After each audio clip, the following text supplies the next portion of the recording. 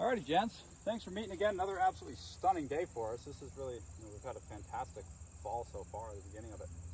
So we spent some time on the driving range last session talking about the full swing. Have you guys had an opportunity at all to practice those skills a little bit? I hope. I know it hasn't been, it's only been a week, so maybe one or two times in between would be, hopefully feels beneficial and you guys feel like, I know that each of us worked on a little bit of a different thing, but we left with some goals.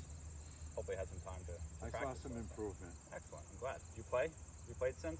No, but I practiced. Excellent. Well, that's half. You're halfway there. So today we're going to work on the short game, specifically chipping. We're going to work on a lot of trajectory control. Here at Old Sandwich we see a lot of different kinds of shots.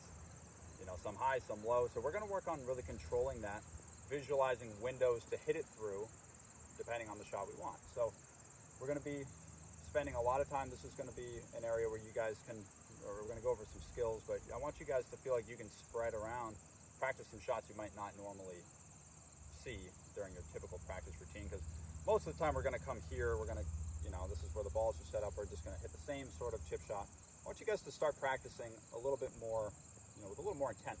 Fewer golf balls, have your putter with you, so you can hit two chips, maybe just one chip, practice your up and down skills. So today, we're going to work on trajectory control. A lot of the same skills that we worked on in our full swing. So, using mostly the same wedge, you guys probably have something like your sand wedge. We're going to actually stick with that wedge. A lot of times, we chip with our longer irons too to hit those low shots, but I want you guys to really practice manipulating that one club and getting good with that one club so that you can do that with your other clubs as well. So, when we're hitting a lower shot, we're going to use our alignment sticks again. I want you guys to practice, that low point drill that we did with the ball position. Practice making sure that low point is just beyond the ball. But for our lower shots, when we have green to work with, like me hitting to the second flag here, I'm going to move that ball a little bit further back in my stance.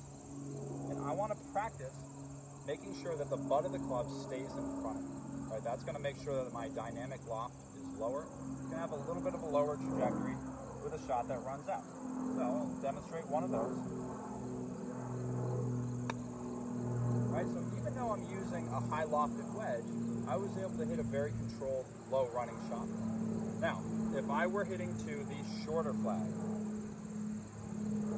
let's say there was some danger in between me and that shorter flag, right? We know here that we could just chip it, land it in the color.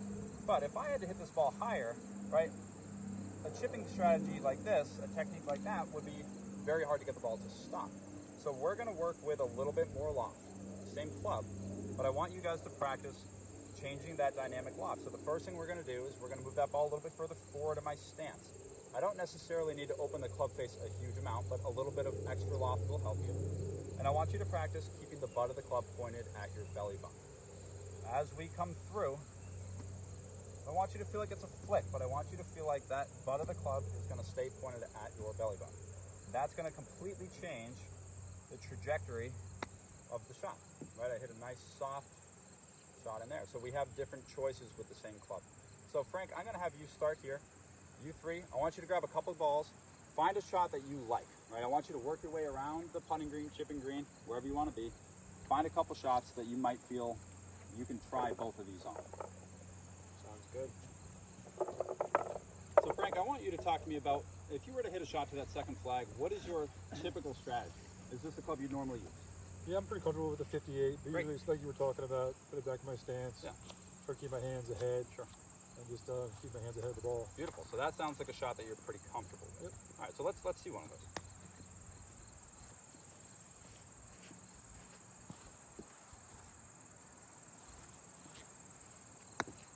Excellent. That's beautiful. Right, so how about that higher, softer shot? Is that something you feel comfortable with or not totally?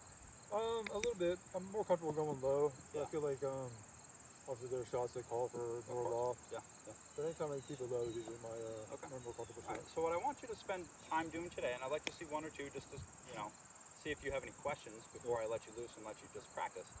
But I want to see, you move that ball a little bit further forward in your stance, right? I want you to feel like you can address that ball with a little more loft and feel that club really working around your body, keeping the butt of it pointing towards you.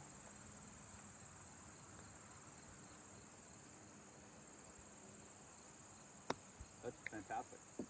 Right, so as you set up to that ball, your tendency, as you said, right, you get a little bit of forward press in there. Right, If yeah. you can mitigate that, right, you can really get that ball really high, land like a, like you're playing hacky sack. So keep working with it. Let me know if you have any questions. I'm going to work my way around.